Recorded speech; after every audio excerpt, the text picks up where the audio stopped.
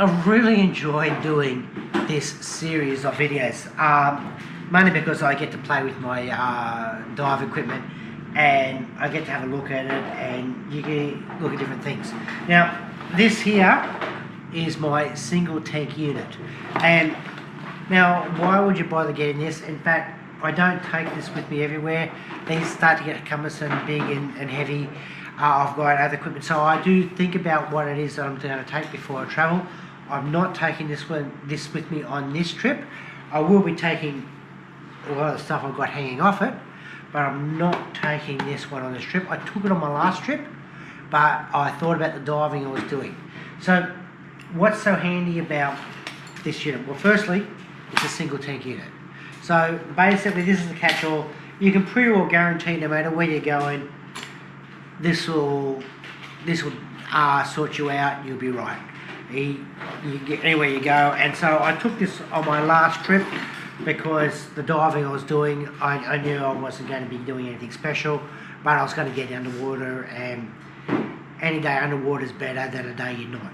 So that was handy. But I do like this one here. Like I said before, all the material is hyperbolic, which means that the water just beads off, which is quite handy. Also, this is handy. Some people like this feature, some people hate it. I personally like it, but this here, so when this is inflated, this thing comes out, but once it gets deflated, this here cools back in. Just keeps everything a little more trim, which is nice.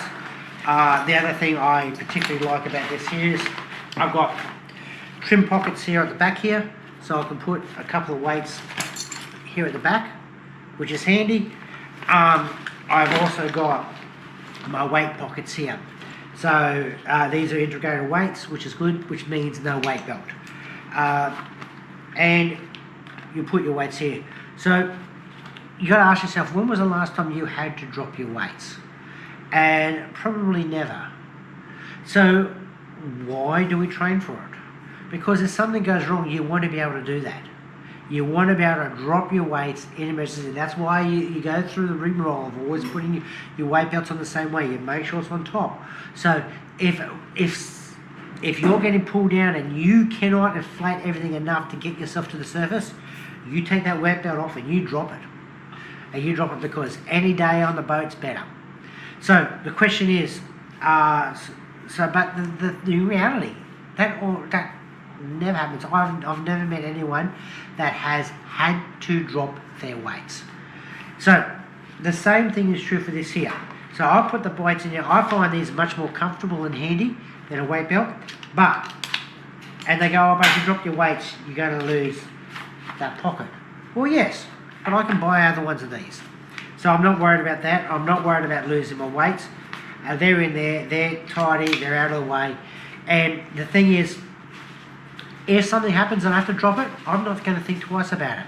I know I can buy that again. I know I can get the weights again. So whatever the scenario is, there is no scenario that I can think of where if I have to drop these weights, I'm going to keep them. You don't think twice about it. If I have to do it, I drop it. But the other advantage is I've got them separated into two pockets. So what it means is I can drop one lot, see how I'm going. And if that puts me into a more of a neutral trim, I can keep these weights here. But if I'm still got problems, then I'll drop the other one. So it's handy to have it in two separate things. I like this here, the Scuba Pro I personally enjoy. I like the fact I was able to hook a knife onto this. As I mentioned before, the knives, they're handy to have. Most people have the wrong idea about knives, but they are very, very good to have. This one, the Scuba Pro knife has a very nifty little feature where you will probably tend to use this more out of the water than in the water. Bottle opener. So for all you Aussies out there, you've got a bottle opener for your beer in your knife. Very handy to have. But that's all hooked up, tidy, out of the way. I don't have to think about it, which is good. This here, I ended up going for this here. Not a fan of this. Had I had my time again, I wouldn't have gotten this. It does act like another regulator, but I've just find it annoying. I wouldn't have got that. But the whistle is handy. Never had to use it, but it is handy to have. Like I said, you dive with most of your equipment. You dive with not to use on your dive. You dive with that in case something goes wrong, because you want to make sure that you are perfectly safe. You can deal with any problem that comes up. So the whistle you'll probably never use. Your knife, you probably will never need it. Your integrated weights, you probably never need to drop them. But why do we have all this here? Because if something goes wrong and it hits a fan, you want to be able to get yourself out of there safely. And that's the whole point. You get up on the surface.